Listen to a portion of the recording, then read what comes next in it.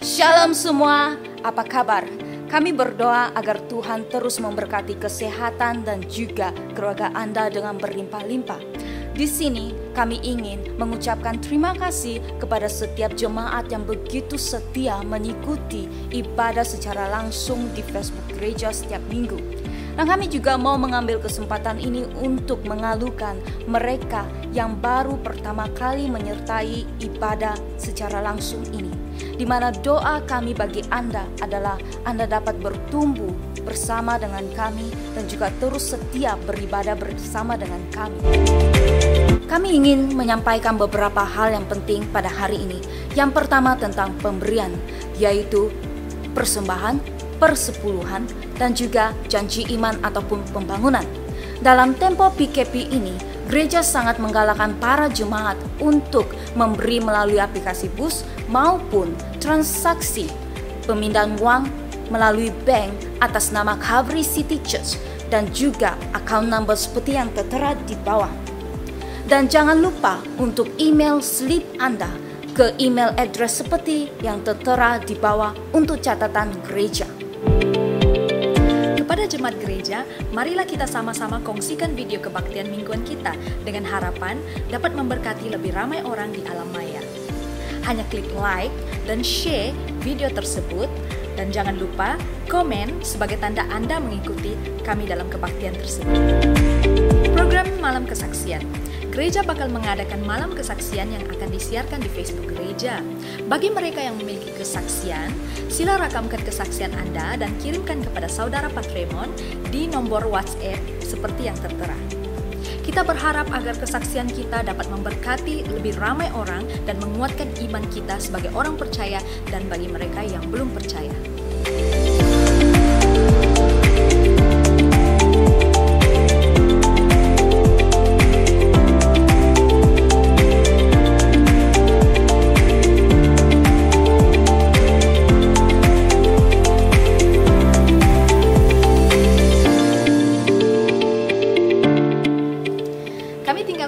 Dengan satu ayat firman Allah yang hidup.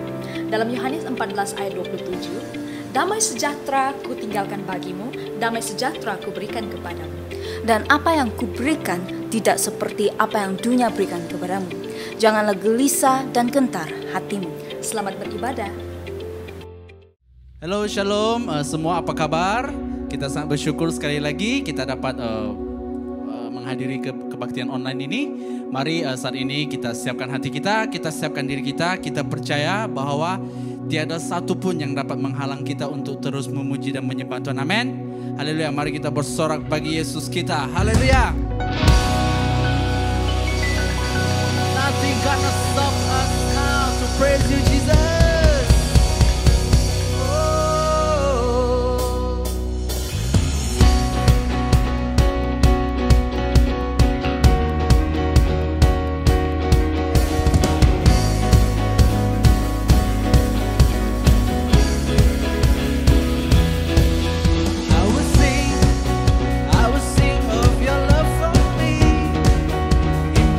You're my everything. Chains are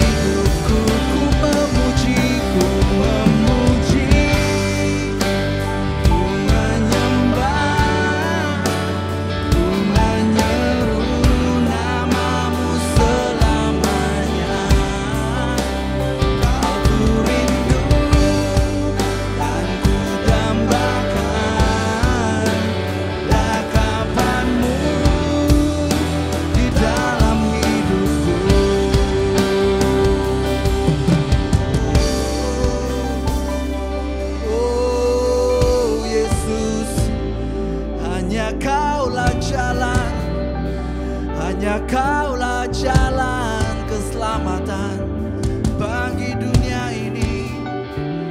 Hanya Kau satu-satunya yang bisa menyelamatkan kami. Salam dan salam sejahtera jemaat Tuhan yang dikasihi. Apa kabar semua? Saya berharap agar semua jemaat dalam keadaan yang baik, dalam keadaan yang sehat, dan diberkati Tuhan. Haleluya. Saudaraku yang seiman dalam Tuhan, mari kita siapkan hati kita mau memberi yang terbaik kepada Tuhan. Katakan kiri kanan Anda, beri yang terbaik. Sebelum itu, mari kita berdoa dan saya pimpin dalam doa. Haleluya. Bapa kami dalam kerajaan sorga, kami sangat bersyukur Tuhan buat pada pagi hari ini, kami diizinkan dan diberikan kesempatan oleh Engkau Tuhan untuk datang menyembah dan memuji Engkau.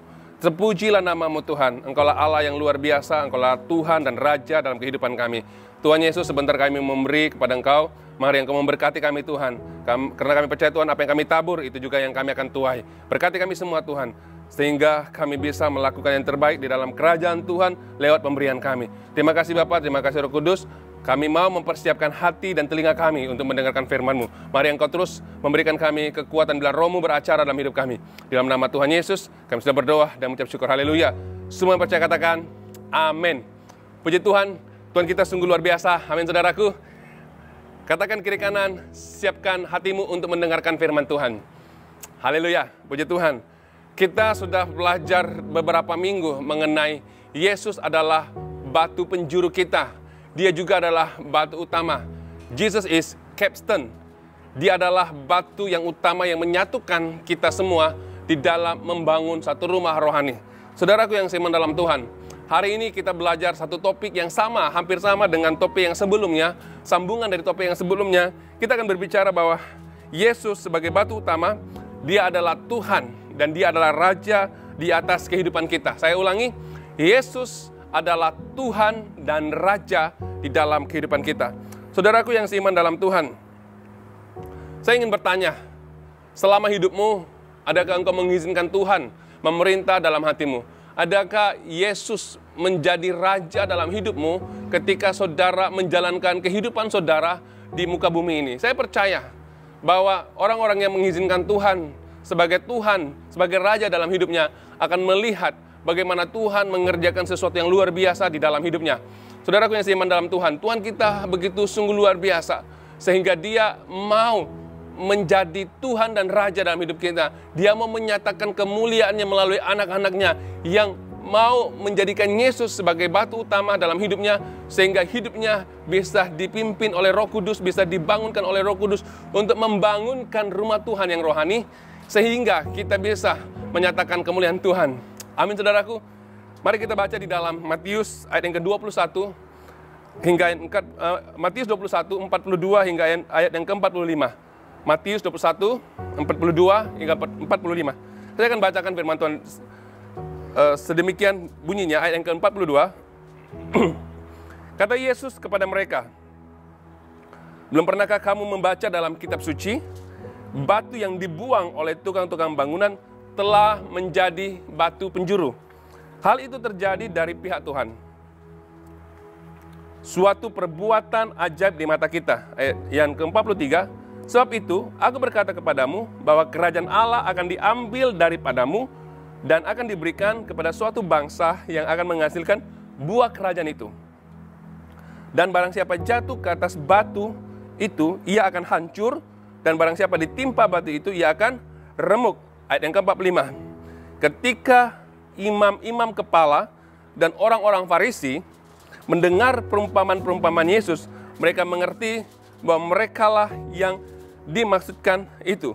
Saudaraku yang seiman dalam Tuhan, kalau kita baca ayat firman Tuhan di sini, Yesus menyatakan perumpamaan-perumpamaan mengenai suatu batu yang dibuang oleh tukang-tukang bangunan dan menjadi batu penjuru. Dan Yesus menyatakan perumpamaan ini khususnya ketika itu untuk orang-orang Yahudi, terutamanya untuk imam-imam dan imam-imam kepala dan juga orang-orang Farisi. Kenapa saudaraku? Karena Yesus ingin mereka mengakui Dia sebagai Tuhan dan Raja dalam kehidupan mereka. Tetapi orang-orang Farisi, orang-orang Saduki, para imam-imam kepala, para tua-tua ketika itu mereka menolak Yesus. mereka membuang Yesus dalam kehidupan mereka. Mereka tidak mau menerima Dia sebagai Tuhan, sebagai Mesias yang datang, karena mereka rasa bahwa Dia tidak layak untuk mengajar, karena mereka adalah ahli-ahli Farisi, ahli-ahli Taurat yang mengajarkan Taurat siang dan malam kepada bangsa Israel ketika itu. Saudaraku yang siman dalam Tuhan Yesus, Yesus sengaja memberikan perumpamaan ini kepada mereka supaya mereka bisa mengerti dan bertobat, supaya mereka bisa mengalihkan hidupnya, membangun kerajaan Tuhan bersama-sama. Saudaraku yang seiman dalam Tuhan, ketika Tuhan Yesus menyatakan perumpamaan-perumpamaan seperti ini, saudaraku, Tuhan mau mereka menghasilkan buah kerajaan. Dan Yesus mengatakan bahwa ketika mereka tidak menghasilkan buah kerajaan, apa yang berlaku? Buah kerajaan itu akan diambil daripadanya, lalu diberikan apa? Kepada bangsa lain. Dan Yesus juga mengatakan bahwa jika mereka tidak berbuah seperti pohon ara, itu akan dikutuk oleh Tuhan. Saudaraku yang seiman dalam Tuhan, Tuhan mau mereka belajar menerima Yesus sebagai Tuhan dan Juru Selamat dalam kehidupan mereka, supaya mereka bisa menjadikan Tuhan menjadi batu utama untuk mereka membangunkan satu rumah rohani. Saudaraku yang seiman dalam Tuhan Yesus, kalau kita lihat para imam, orang-orang Farisi ketika itu, mereka sangat bergumul, saudara. Mereka sangat bergumul untuk menerima Yesus sebagai Tuhan. Kenapa, saudara? Mereka adalah orang-orang yang berpengaruh. Mereka punya kedudukan. Mereka adalah orang-orang dikatakan sebagai para tua-tua dan para imam.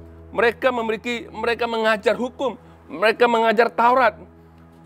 Dan ketika Yesus datang dan menggenapi hukum itu, mereka rasa ada sesuatu yang sedang menandingi mereka.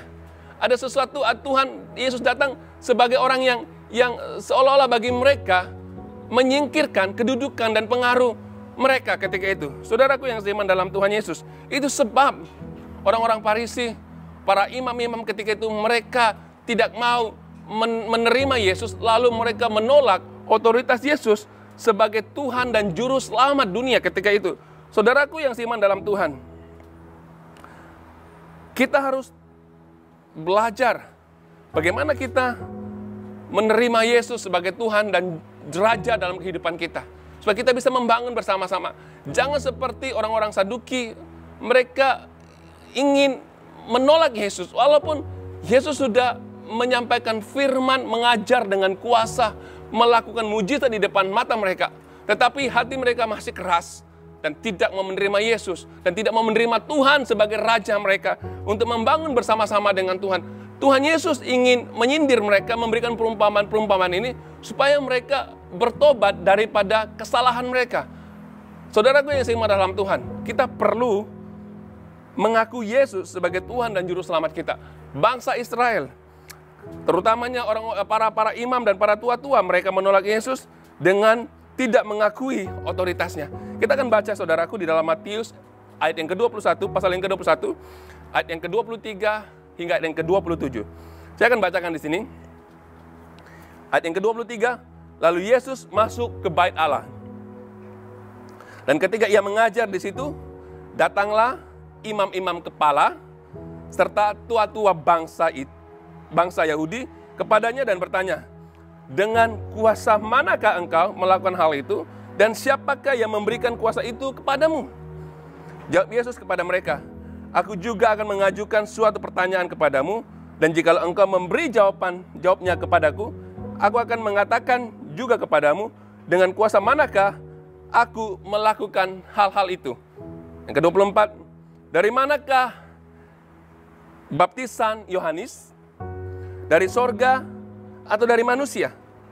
Mereka memperbincangkan di antara mereka dan berkata, jikalau kita katakan dari sorga, ia akan berkata kepada kita, kalau begitu mengapa kamu tidak percaya kepadanya?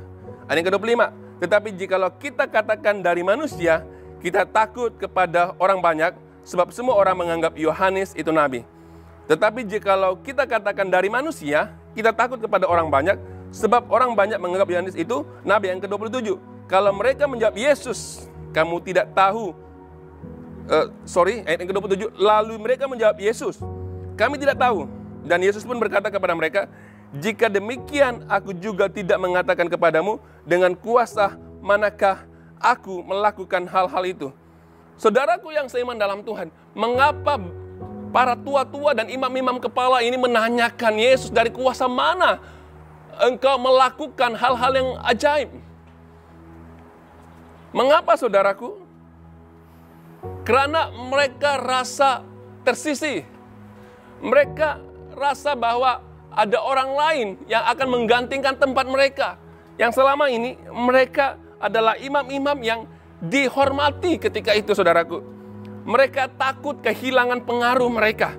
Saudaraku, imam-imam kepala merupakan para pelayan bait Allah yang berpengaruh dan bertanggung jawab di atas penyembahan di dalam bait Allah. Para ahli Taurat dan orang-orang mengajarkan dan menerapkan hukum dan Taurat. Dan oleh itu saudaraku, mereka sangat-sangat takut kehilangan pengaruh. Saudaraku yang seiman dalam Tuhan, ini bukan mereka tidak mau percaya, mereka tidak mau taat kepada otoritas yang ada pada Yesus. Mereka takut, mereka tidak mau taat dan tunduk kepada otoritas yang ada pada Yesus. Saudaraku yang seiman dalam Tuhan, itu sebabnya mereka menanyakan dari mana kuasa, otoritas yang Yesus miliki, sehingga ia bisa mengajar dengan luar biasa, sehingga ia bisa melakukan banyak mujizat. Jadi bangsa imam-imam kepala, mereka takut kehilangan pengaruh mereka, karena bagi mereka kuasa dan juga kedudukan menjadi keutamaan buat mereka ketika itu. Maka saudaraku yang seiman dalam Tuhan, mereka menolak otoritas Yesus. Kenapa saudara? Karena sekian lama mereka memiliki cara pandang sendiri, mereka punya nilai sendiri, mereka punya jalan sendiri untuk menyatakan hukum kepada bangsa Israel. Saudaraku yang seiman dalam Tuhan, itu sebabnya mereka menentang Yesus. Mereka mau menyatakan bahwa jalan mereka yang selama ini mereka gunakan itu adalah jalan yang benar. Tetapi ketika Yesus datang meluruskan jalan itu, mereka tergugat. Mereka rasa pengaruh mereka sudah berkurangan, karena ketika itu Yesus memiliki banyak murid yang mengikuti dia dan menganggap Yesus adalah guru dan Tuhan buat mereka. Saudaraku yang seiman dalam Tuhan, itu sebabnya Yesus mau menjadi Tuhan dan Raja dalam kehidupan kita. Ketika Tuhan menjadi Raja, ketika Yesus menjadi Raja dan Tuhan dalam kehidupan kita, saya ingin beritahu bahwa kita akan menjadikan Yesus batu utama dan kita bisa mendirikan bangunan, kita bisa mendirikan rumah Tuhan yang rohani, masuk ke dalam rancangan Allah yang hebat dan luar biasa bersama teman-teman yang lain, bersama umat Tuhan yang lain. Karena kita memiliki roh yang sama, kita memiliki kesatuan di mana Yesus menjadi batu utama yang akan menyatukan kita. Kalau kita memiliki hati seperti imam-imam kepala dan juga ahli-ahli Taurat dan orang-orang Farisi, saudaraku, saya percaya bahwa kita tidak mau dibentuk oleh Tuhan, kita tidak mau bersatu dengan orang lain. Karena kita punya cara pandang sendiri dan cara menilai sendiri tentang Tuhan. Maka itu saudaraku yang seiman dalam Tuhan, kita harus benar-benar menjadikan Yesus Tuhan dan Raja dalam kehidupan kita. Kita juga harus belajar tunduk kepada otoritas, pemimpin ataupun orang yang berkuasa di atas kita. Saudaraku yang seiman dalam Tuhan Yesus, otoritas, pemimpin yang berkuasa di hidup kita, itu datangnya dari Tuhan. Kita perlu bergerak, karena kita perlukan seorang pemimpin yang punya otoritas, yang punya wibawa, yang punya visi. Makanya saudaraku, ketika kita berada dalam rumah Tuhan, kita dipimpin oleh orang yang berotoritas di atas kita. Makanya kita belajar tunduk kepada otoritasnya, karena otoritasnya itu adalah otoritas dari Tuhan. Kalau kita menolak otoritas mereka seperti bangsa Yahudi ini, seperti para imam ini, mereka menolak Yesus, otoritas Yesus yang datang dari Bapa. Maka mereka menolak rancangan Tuhan. Sama dengan kehidupan kita hari ini. Ketika kita menolak otoritas pemimpin yang ada di atas kita, saudaraku ingat, kita sedang menolak rancangan Allah dalam hidup kita. Karena pemimpin itu diletakkan oleh Tuhan, otoritasnya diberikan oleh Tuhan untuk kita ikuti. Sehingga kita bisa membangun bersama-sama mereka dan masuk ke dalam rancangan Allah yang luar biasa. Saudaraku yang seiman dalam Tuhan, mari kita taat kepada pemimpin yang punya otoritas dan wewenang, ataupun orang yang berpengaruh di atas kehidupan kita, saudaraku. Jangan kita seperti bangsa ataupun orang para imam dan juga para tua-tua ketika itu. Mereka menolak Yesus dan otoritas Yesus sebagai Tuhan, sebagai pengajar yang luar biasa, sebagai orang yang membawa berita baik buat mereka. Tetapi mereka menolaknya, saudaraku. Saudaraku yang seiman dalam Tuhan, jangan kita menjadi orang yang munafik dan orang yang tidak mau tunduk kepada otoritas. Orang yang tidak tunduk kepada otoritas, mereka tidak akan masuk ke dalam rancangan Allah. Saudaraku yang seiman dalam Tuhan, karena kita tidak mau taat kepada pemimpin kita, karena kita menganggap mereka siapa? Mereka manusia biasa. Saya banyak mendengar cerita tentang jemaat Tuhan yang tidak mau tunduk kepada otoritas pemimpin yang Tuhan letakkan dalam suatu rumah Tuhan ataupun dalam gereja. Mereka menganggap bahwa mereka itu tidak berpendidikan, mereka itu tidak punya pengaruh. Siapa mereka? Mereka ini orang biasa. Saya ini orang berpendidikan, orang berpengaruh. Saya ini orang yang punya pengalaman yang luas daripada dia. Saya sudah lama dalam gereja, dia baru. Saudaraku, kenapa mereka menganggap bahwa mereka ini tidak layak untuk memimpin? Saudaraku yang seiman dalam Tuhan, ketika Tuhan meletakkan seorang pemimpin, Tuhan juga meletakkan otoritasnya dalam kehidupan pemimpin itu. Ketika kita menolak mereka, kita menolak rancangan Allah. Mari kita baca dulu di dalam Lukas pasal yang ke-7, ayat yang ke-30. Tetapi orang-orang Farisi dan ahli-ahli Taurat menolak maksud Allah terhadap mereka. Saya ulangi, menolak maksud Allah terhadap mereka. Karena mereka tidak mau dibaptis oleh Yohanes. Saudaraku yang seiman dalam Tuhan, mereka menolak maksud Tuhan. Mereka menolak baptisan daripada Yohanes. Tujuannya supaya mereka menyerahkan diri mereka, supaya mereka bertobat, saudaraku. Tetapi mereka menolak rancangan Allah dalam kehidupan mereka. Tuhan mau mereka menerima Yesus sebagai Tuhan dan Juru Selamatnya, supaya mereka benar-benar membina bersama dengan orang lain, bersama dengan jemaat lain, dibina di atas dasar yang teguh, dibina di mana Yesus menjadi batu utama dalam kehidupan mereka, saudaraku. Saudaraku yang seiman dalam Tuhan, ini sangat penting. Sangat penting kita berjalan di dalam otoritas orang yang diletakkan Tuhan sebagai pemimpin di dalam kehidupan kita. Kenapa, saudaraku? Karena disitulah kita akan melihat rancangan Tuhan digenapi. Kita tidak bisa melakukan suatu perbuatan yang besar kalau kita bergerak sendiri. Tidak mungkin, saudara. Kita bisa melakukan pekerjaan yang besar ketika kita memiliki satu pasukan yang kuat, satu pasukan yang besar, memiliki visi yang sama yang diletakkan Tuhan kepada pemimpin yang ada di atas kita, sehingga kita bisa benar-benar, saudaraku, menyatakan kemuliaan Tuhan, menyatakan rancangan Tuhan dalam hidup kita. Ketika ada kesatuan, kita mengizinkan Tuhan menyatukan kita, saudaraku. Saudaraku yang seiman dalam Tuhan, mari kita belajar benar-benar memberikan ataupun mengizinkan Tuhan menjadi raja, mengizinkan Yesus menjadi raja dan Tuhan dalam kehidupan kita. Saudaraku yang seiman dalam Tuhan, ini sangat penting. Mari kita baca dalam Matius pasal yang ke-21, ayat yang ke-28 hingga ayat yang ke-31. Matius 21, ayat yang ke-28 hingga ayat yang ke-31. Tetapi apa pendapatmu tentang ini? Seorang mempunyai 2 orang anak laki-laki, ia pergi kepada yang sulung dan berkata, "Anakku, pergi dan bekerjalah hari ini dalam kebun anggur." 29, jawab anak itu, "Baik, Bapa," tetapi ia tidak pergi. Ayat yang ke-30, lalu orang itu pergi kepada anak yang kedua dan berkata demikian juga. Dan anak itu menjawab, "Aku tidak mau." Tetapi kemudian ia menyesal lalu pergi juga. Ayat yang ke-31, siapakah di antara kedua orang yang melakukan kehendak ayahnya? Jawab mereka, yang terakhir. Kata Yesus kepada mereka, "Aku berkata kepadamu, sesungguhnya pemungut-pemungut cukai dan perempuan-perempuan sundal akan mendahului kamu masuk ke dalam kerajaan Allah."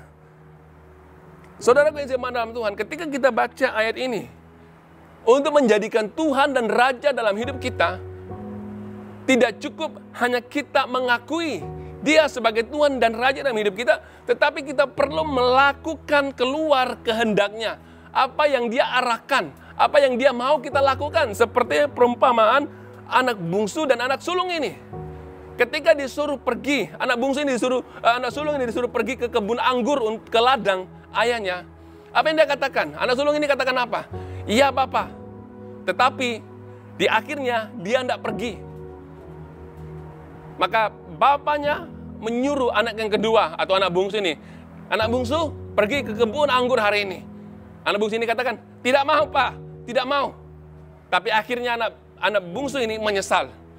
Lalu dia pergi ke kebun anggur. Dan Yesus mengatakan, antara kedua anak ini siapa yang melakukan kehendak bapaknya?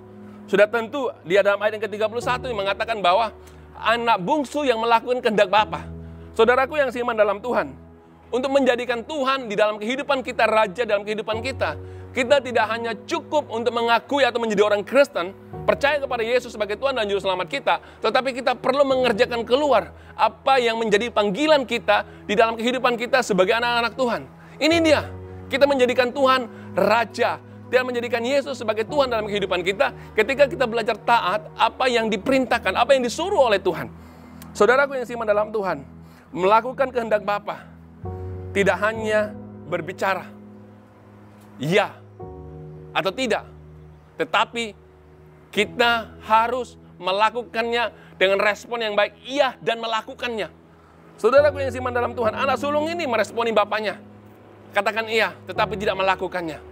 Tetapi akhirnya Yesus mengatakan, anak sulung ini, anak bungsu inilah yang melakukan kehendak Bapa. Dia menyesal dan melakukan kehendak Bapa karena dia tak percaya bahwa ini caranya dia menjadikan Tuhan dan Raja di dalam kehidupannya. Saudaraku yang seiman dalam Tuhan, Yesus mau melihat kita benar-benar melakukan pekerjaan yang Tuhan percayakan, bertanggung jawab meresponi apa yang Tuhan telah percayakan kepada kita. Saudaraku yang seiman dalam Tuhan, kita belajar meresponi apa yang menjadi tanggung jawab kita. Saudaraku yang seiman dalam Tuhan, kita sebagai manusia yang ada di muka bumi ini, kita dilahirkan tidak hanya untuk lahir sebagai manusia biasa, tetapi ketika saudara mengenal Yesus sebagai Tuhan dan Juru Selamatmu, segala apa yang menjadi perancanganmu itu semuanya harus bukan menjadi apa yang kau ingini, tetapi apa yang Tuhan ingini menjadi rancangannya dalam hidupmu, saudara. Makanya, saudaraku yang seiman dalam Tuhan, ketika Tuhan memanggil engkau bekerja di ladang Tuhan, kita harus katakan, yes, saya mau dan pergi melakukannya. Saudaraku, kita berada di muka bumi ini, kita mengerjakan sesuatu panggilan yang Tuhan percayakan dalam hidupmu. Dan panggilan itulah yang membuat kita bekerja di ladang Tuhan. Panggilan Tuhan itu bukan hanya bekerja di dalam gereja atau bekerja menjadi full timer dalam gereja, tetapi tidak. Pekerjaan Tuhan itu luas, ladang Tuhan itu luas. Kita bisa bekerja dalam soal bisnis, kita bisa kerja dalam soal multimedia, kita bisa bekerja dalam pendidikan, kita bisa bekerja dalam apa saja yang Tuhan telah letakkan dalam hati kita untuk kita kerjakan. Apa yang saudara kerjakan hari ini, itulah panggilan Tuhan. Maka kita harus kerjakan dengan respon kita, tanggung jawab kita di hadapan Tuhan. Karena apa yang kita kerjakan di muka bumi ini, di muka bumi ini, saudaraku, itulah yang akan menyatakan Tuhan. Kenapa? Karena dalam hidupmu ada roh Tuhan. Kita dipanggil untuk mengerjakan sesuatu yang Tuhan percayakan dalam hidup kita. Maka itu caranya kita bisa menyatakan kepada orang luar bahwa Yesus adalah Tuhan dan Raja dalam hidup kita ketika kita belajar mengerjakan dan meresponi apa yang Tuhan percayakan. Bukan katakan iya, tetapi tidak melakukan apa-apa. Saudaraku, jangan jadi orang Kristen yang hanya berbicara, tetapi tidak melakukan apa-apa yang Tuhan percayakan.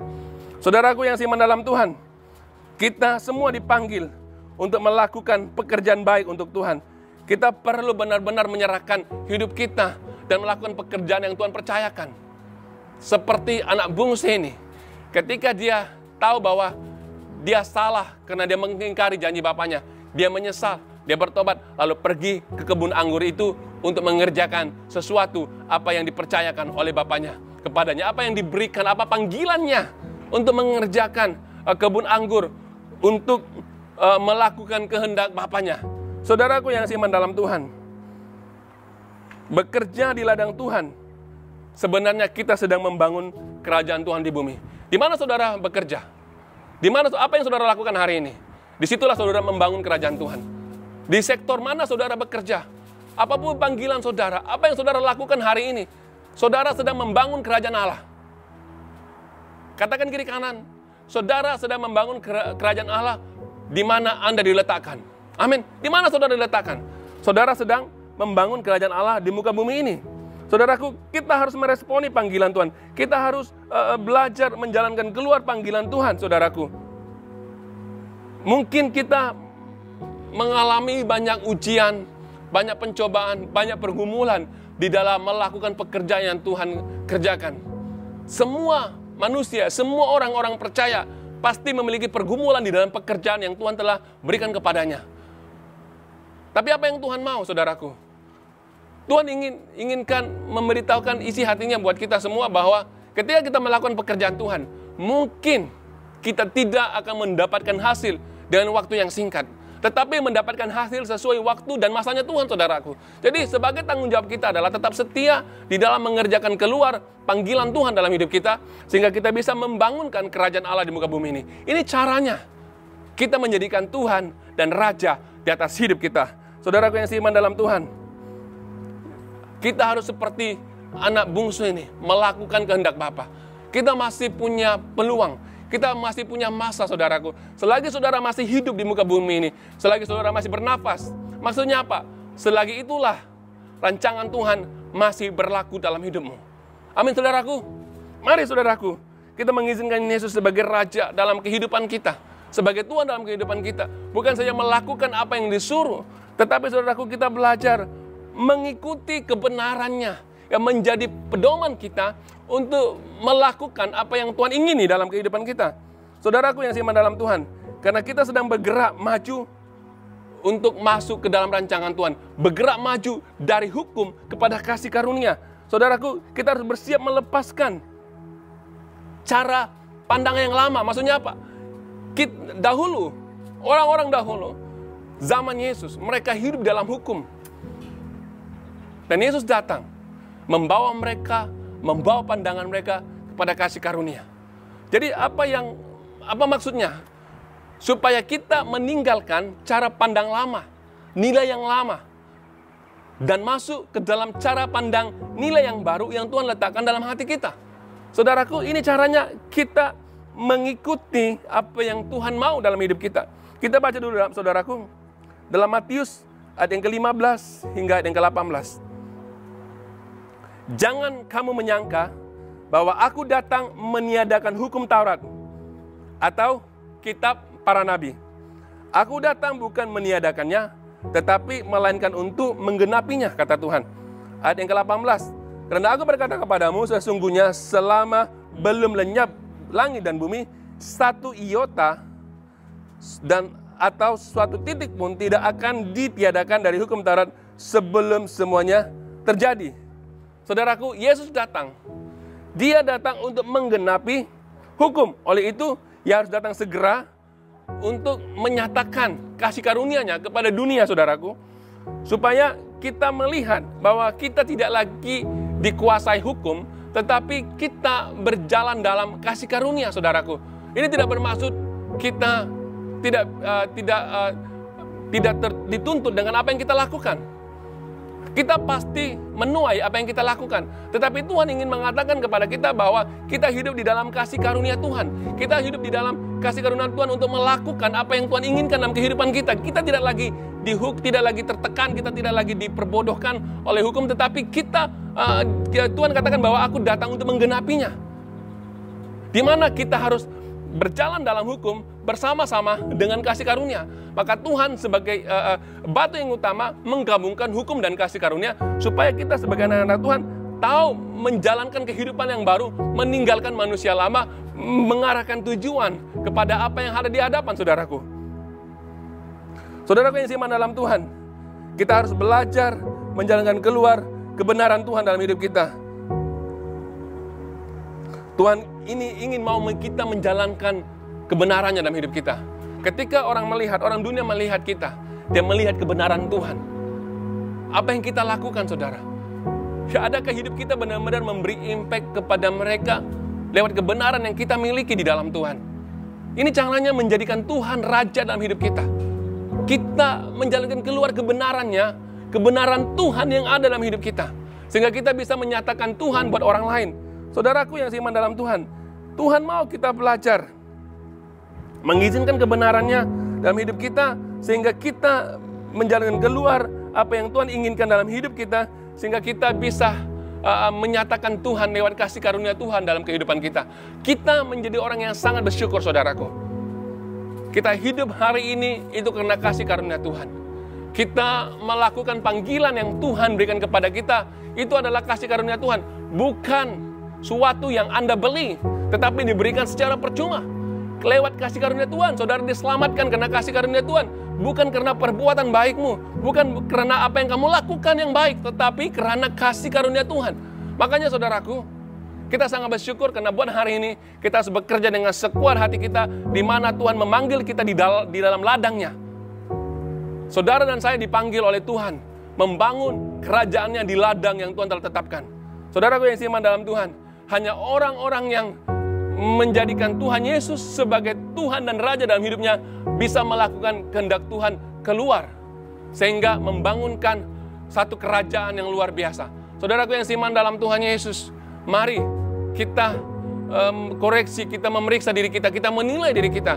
Sejauh mana kita melakukan panggilan kita di dalam Tuhan. Adakah saudara memiliki belajar tunduk kepada otoritas yang Tuhan telah letakkan orang yang ada di atasmu? Atau adakah saudara benar-benar menjadikan Yesus sebagai Tuhan dan Raja dalam hidupmu, melakukan keluar apa yang Tuhan percayakan kepadamu, lewat panggilan yang Tuhan percayakan kepadamu, lewat apa saja yang kau kerjakan hari ini, itu adalah panggilanmu, saudara.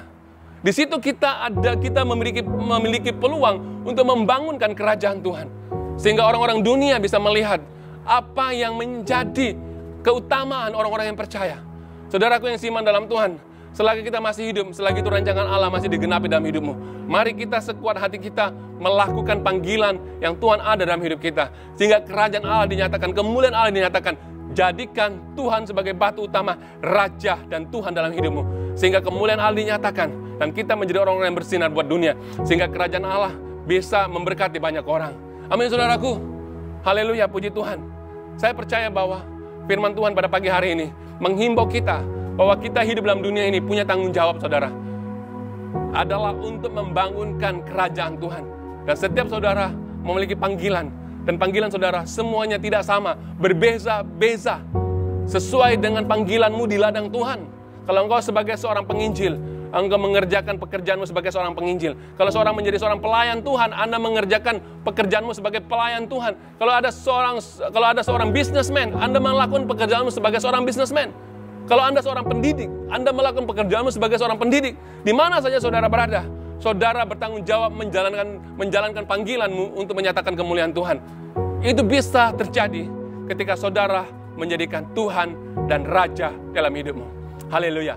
Amin, firman Tuhan. Mari kita berdoa bersama-sama. Saudaraku, kita izinkan Roh Kudus bekerja dalam hidup kita untuk mengingatkan kita bahwa kita punya tanggung jawab di muka bumi ini. Haleluya. Syukidiyanda rabakas syukidiyanda. Oh rabakas syukidiyanda rabakas syukidiyanda.